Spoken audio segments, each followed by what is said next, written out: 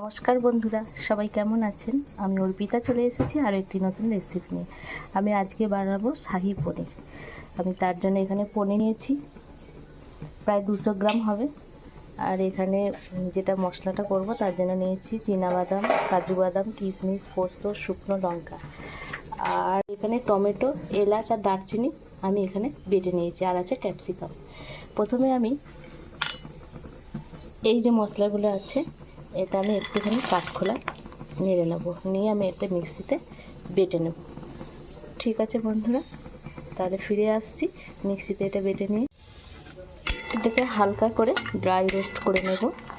আর এটার সাথে আমি জল দেব না, ওই যে টমেটোটা আর ইয়েটা বেটে রেখেছি, ওই এলাচটা ওটা দিয়ে আমি এটা বাটবো মিক্সিতে। আমি কিন্তু এক্সট্রা কিছু জল দেবো না। তাহলে সাথে থাকুন, দেখতে থাকুন।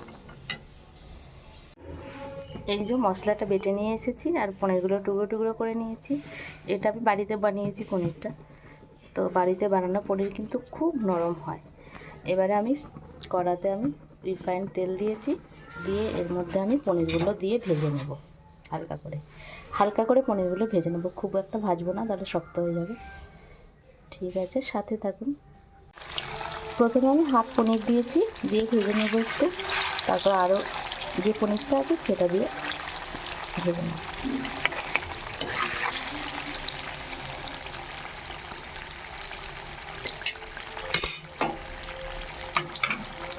সাথে থাকুন, দেখতে থাকুন। দেখুন, আমি সব পনিরগুলোকে হালকা করে ভেজে নিয়েছি। এবার এর মধ্যে আমি প্রথমে ক্যাপসিকামটা দিলাম।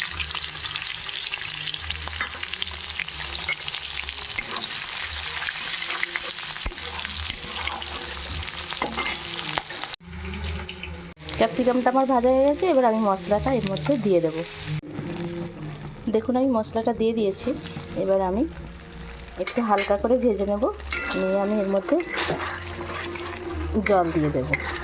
পনিরটা ভাজার সময় আমি একটু নুন দিয়েছিলাম, তো এটা আমি নুনটা আর একটু নুন দেবো, আর দেবো হালকা একটু মিষ্টি, আর এর মধ্যে দেবো আমি দুধ দেবো খানিকটা। একটু চিনি দিয়ে দিয়েছি। এবার এটাকে একটু নেড়ে নেবো, নিয়ে জল দিয়ে দেবো। একটু কচুরি মধ্যে আমি উপর থেকে ছড়িয়ে দেবো। আচ্ছা, এর মধ্যে প্রথমে আমি জল দেবো, তারপরে দুধটা দেবো। এটা একটু বেশ গ্রেভি করবো। উপর থেকে কচুরি মেথি একটু ছড়িয়ে দিলাম। এবার এটা ফুটলে আমি একটু দুধ দেবো, দিয়ে একটু ফুটিয়ে আমি পনিরগুলো দিয়ে দেবো।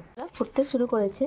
এবার এই যে 1 কাপ দুধটা আছে, আমি এই 1 কাপ দুধটা এতে দিয়ে দেব।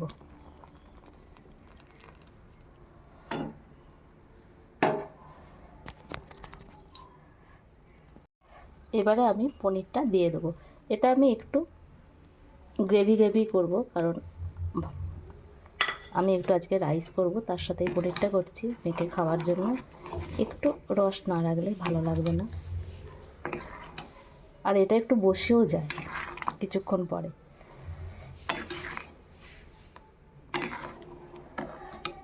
সাথে থাকুন। দেখুন বন্ধুরা, হয়ে গেছে। তো আমি এবারে গ্যাসটা এই যে অফ করে দিলাম। এবারে আপনাদেরকে পরিবেশন করে দেখাচ্ছি। এই যে শাহী পনির আমার একদম রেডি, তৈরি হয়ে গেছে। ঠিক আছে বন্ধুরা, সবাই ভালো থাকবেন। আজ এই পর্যন্তই।